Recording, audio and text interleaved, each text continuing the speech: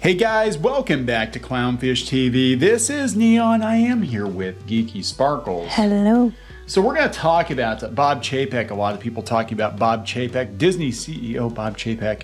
Talking about him this weekend because of D23, and he had an interview with The Hollywood Reporter where he said, hey, I basically love you superfans and you legacy fans. All equally. All equally. I like some of your money better than others. Well, yes, yeah. Yeah. He kind of says he loves fans equally, but it's not fair that, the super fans always, take up so much space in the park. That is not something you want to say publicly. He did. What do they say? You're saying the quiet part out loud? Yes. Yeah, because in this case, those super fans, as we've talked about before, the legacy fans have been propping up Disney and Disney parks for decades, and they're the repeat customers. Well, not just that. When the park shut down at Walt Disney World, people weren't traveling. The annual pass holders that were locals, the super fans, they still came. Yes. And Disneyland, when it was closed much longer, so Disney decided to open up Disney California Adventure, but if you paid a ticket, you could go in to shop and to go spend money at the restaurants. You couldn't ride any rides, but you can go give them more money. And people paid it, and those are the super fans that kept them in business. But we don't want you now. You might take away from the family from Denver.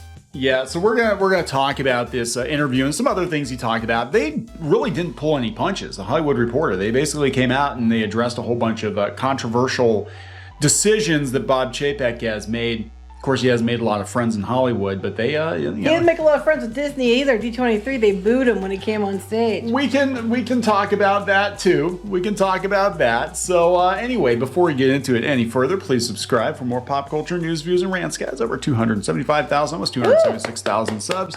Thanks for the support. Check out piratesandprincesses.net. That's Geeky's Disney theme park blog, and there is objective Disney news over there, which is why we don't have media access, but that's okay. We buy our own damn cupcakes. That's right, we do. We do. So, yeah, I guess we'll talk about the contentious relationship that Bob Chapek has with Disney fans, that he was booed at D23. Now, there were some cheers, too. It was mostly cheers. The boos you have to listen to here, but there were a few boos in the crowd when he came out on stage. He got booed at...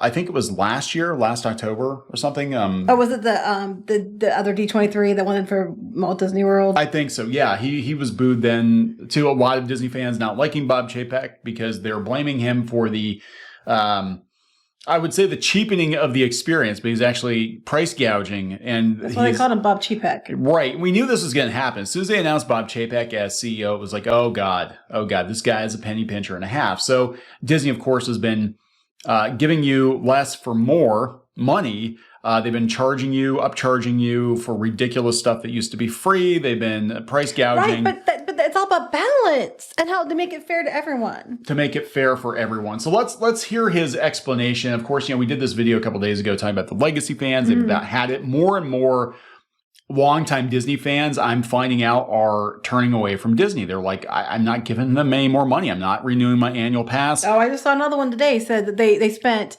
$13 for beer and $4 for water, and they're like, we're not renewing our passes. And that's with a pass holder discount. Yeah, actually, the pass holder discount is, you almost have to, well, they don't want us, but you almost have to have an annual pass to get the discounts to bring prices down to what they were just a couple of years ago, And the prices just keep going up and up. We're going to talk about his reasons for all this. But go ahead down to the interview question. He was asked by the Hollywood Reporter, you're known as a guy who cuts costs and raises prices. You've raised the prices pretty stiffly for some streaming plans and the parks. And you've gotten some blowback from superfans. How much can you keep raising prices? And does ill will from them create a problem for the brand? So I broke it down into his parts of what he said. Yeah, it was a big, long, rambling paragraph. You could read the first part. All right. We love all our fans equally. Oh, shit. I'm sorry. We love the super fans, obviously, but we also like the fans that don't have the same expression of their fandom. We want to make sure that all our super fans who love to come with annual passes and use the parks as their personal playground. Which sounds really insulting. We love that. We love it when they come play with Mickey. We celebrate that, but at the same time, we've got to make sure there's room in the park for the family from Denver that comes once every 5 years. Yeah, here's my thing about that. why is it a problem now? Like I mentioned earlier, they kept the Superfans are the ones that kept it open. But for years, they had passes. For years, they had, people that they've overloaded the park and it's been a complaint and they didn't care. And it's never been an issue. Then they had the pandemic and they started putting these things in place to control things. And now, oh no, we can't have so many Superfans. It's an undesirable mix. Yeah, that's what I'm not understanding, because in years past, the Disney parks were a lot more crowded, right? Since when do they care about the family from Denver? You know what I mean? No, this is all about maximizing revenue. This has nothing to do with what's best for the fans. I mean, again, years past, Disney parks were crowded. It was always a mix of annual pass holders and, your families from Denver. In fact, I would say it's pretty even mix. Usually tilted more in the favor of the families that, come once in a while. And they were always trying to get people to come more, by DVC. Mm-hmm. And they would push annual passes because they wanted you to come back again and again, because they knew even if they'd take a hit in the ticket prices, you'd buy food, you'd buy merch. Right. And at some point they decided, well, no, this isn't what we want. We want everybody to just, pay $100+ a day. Well, they get more money off the daily passes than they do the annual pass. Right. I mean, just by the sheer, not like an annual pass, you could go like every day and then you're only paying like, $10 a day or whatever it would be, as opposed to, the people that are coming in from Denver, because that's the example he gave, and they're paying like, $150 a person a day, Yeah, basically somebody... Well, probably he whispered in his own ear. I was going to say somebody whispered in his ear, but they decided that they're leaving money on the table.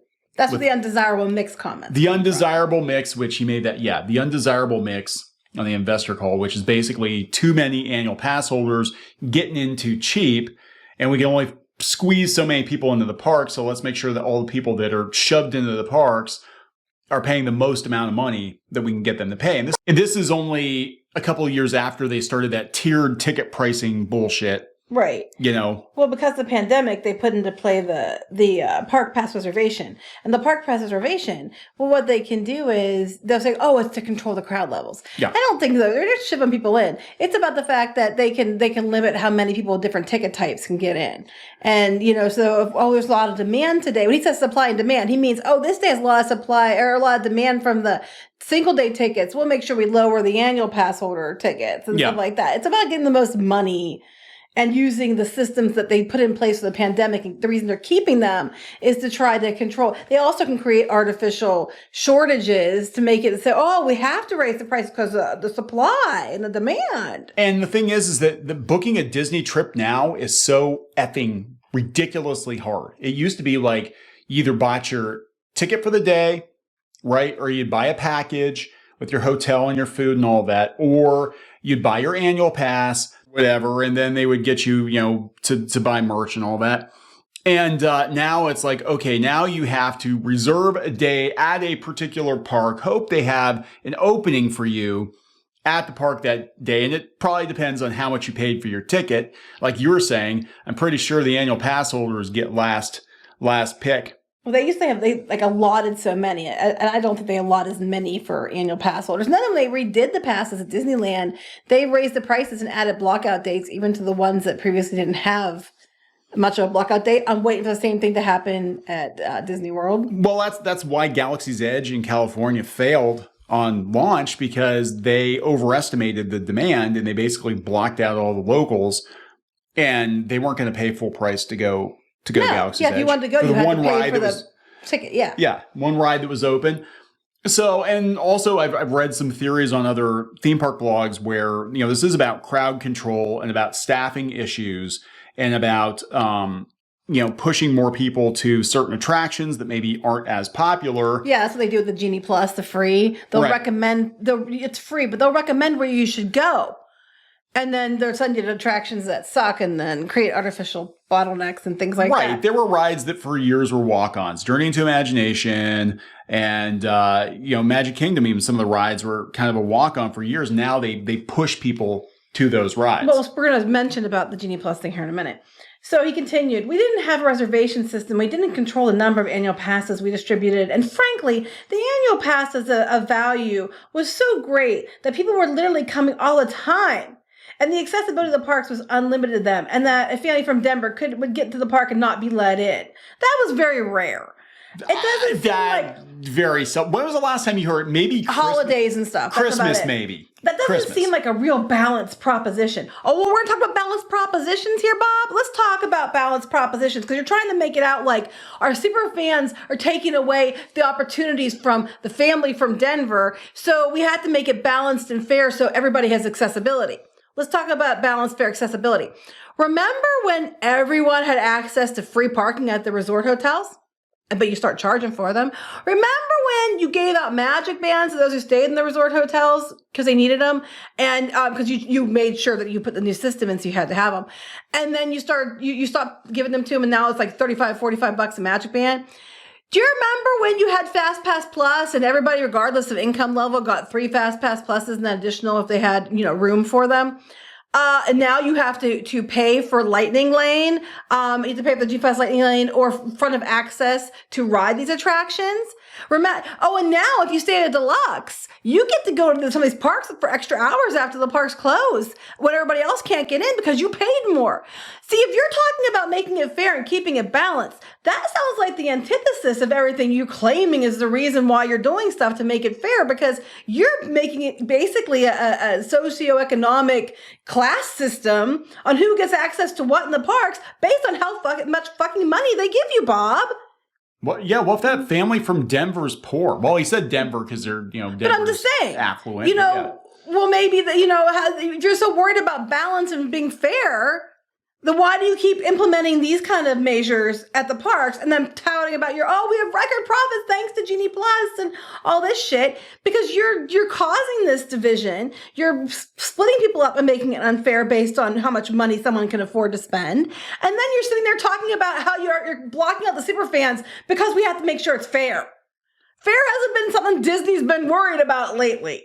Fair has not been something Disney's been worried about ever. I mean, look, Disney vacations were always expensive, but yeah, now it's tiered, and now it's just the sheer confusion of it. Just trying to get somebody into Disney World and onto most of the rides they want is a freaking monumental. They run algorithms for their supply and demand on what days of the park dates, so they can charge different prices on different days that they're going to be more in demand. They can jack the price up. And that is a recent thing. It used to go by seasons, like the ticket prices were by seasons. Now it's like every other day the ticket prices fluctuate. Well, they said, well, we have measurements for supply and demand and they're always supposed to go according to that. However, they control the amount of availability. So if it looks like, we don't have as many people in the park that day, that doesn't mean they're going to drop the price. They can say, there's still demand, but the supply's low, because then they just don't put as many available park passes in.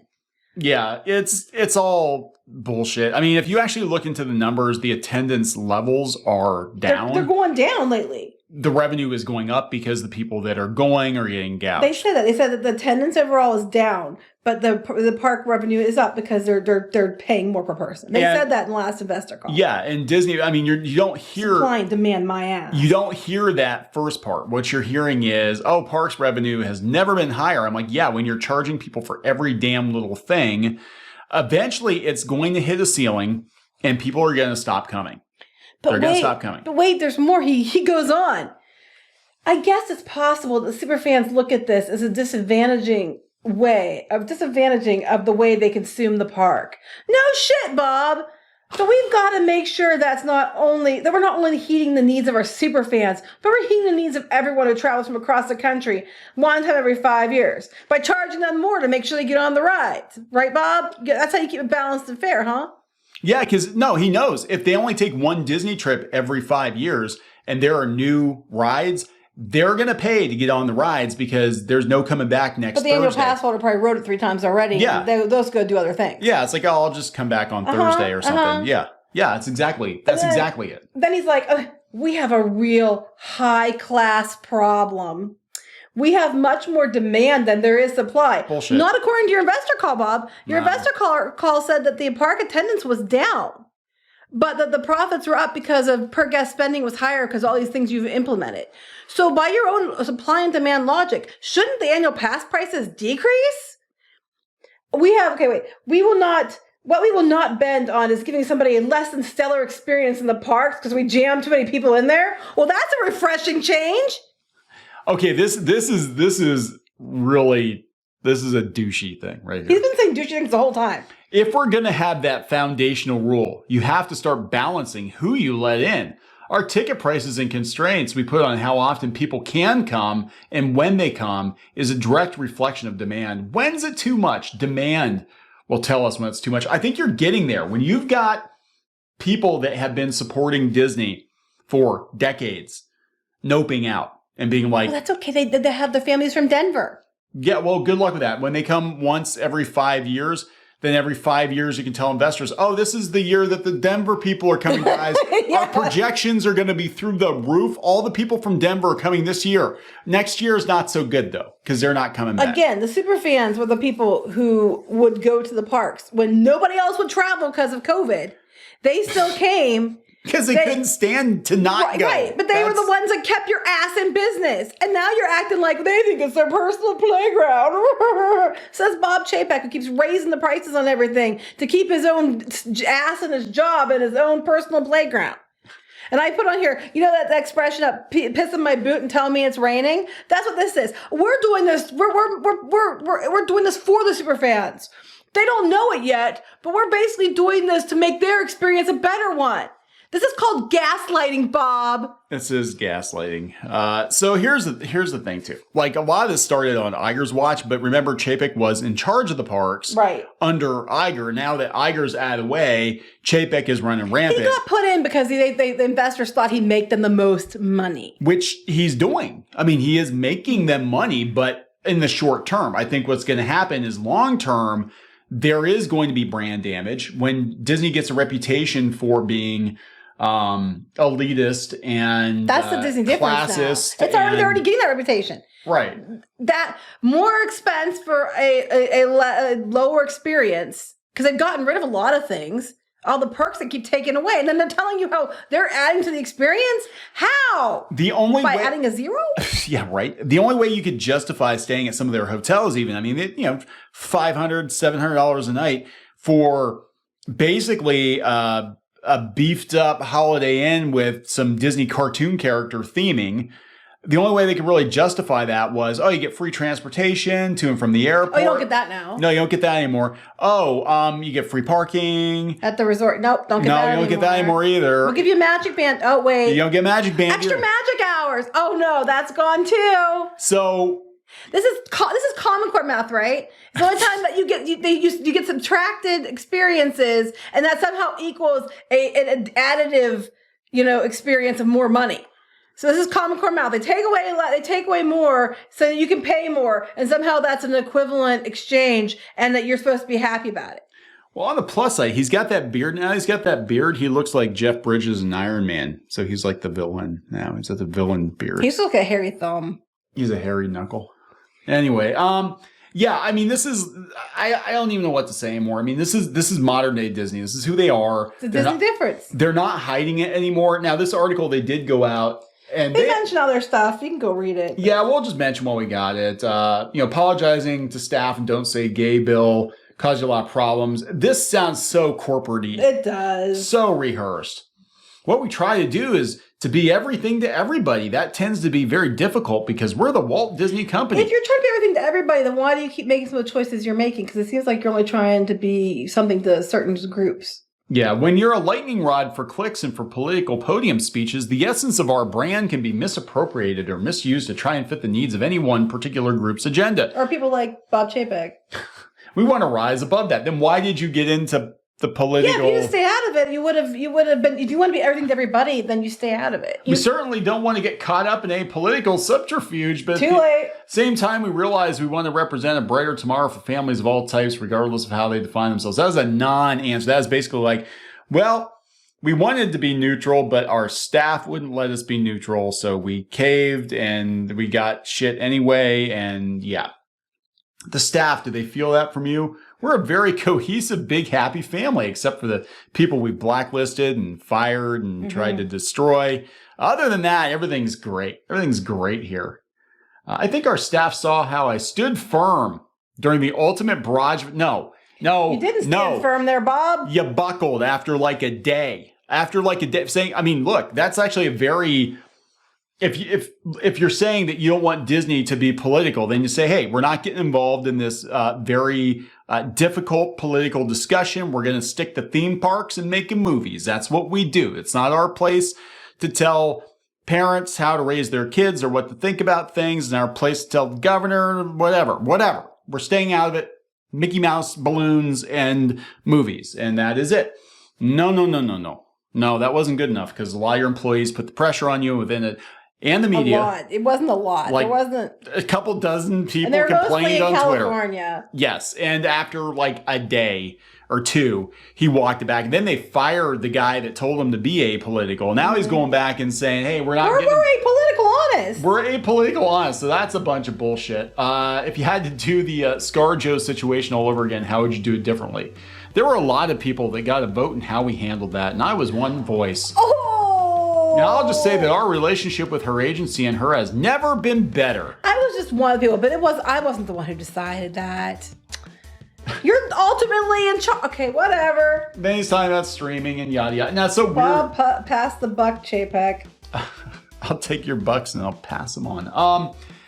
I don't even know what to say, guys. Like, this is Disney. This is basically, at least Bob Iger, for all his faults, was better at hiding his absolute disgust. Yeah, he was still a jackass, but he was better at hiding it. He was better at hiding it. Bob Iger would knife you in the back with a smile on his face. Chapek tries to smile, but he looks like a deer in the headlights. But he's not even hiding it. Like, they let this guy talk to the Hollywood Reporter, and he flat out tells you, he monologues. He's a villain. He tells you what he's up to. But in some ways, though, I think it's better that someone's just flat out honest with you, because when you're honest with somebody, you can, at least you know where you stand. With like other people, like they might be really charismatic and charming, but they could be backstabbing the whole time and you don't know. Yeah. At least with him, but in this case, he's like, we're doing it for you. That's always Disney's all. So ask George Lucas, talking about, how honest Disney is. Ask George Lucas how honest Bob Iger was with him, Anyway, we're going to wrap this up. Yep. Okay, so please subscribe for more pop culture news, views, and rants, guys. We'll talk later. Bye.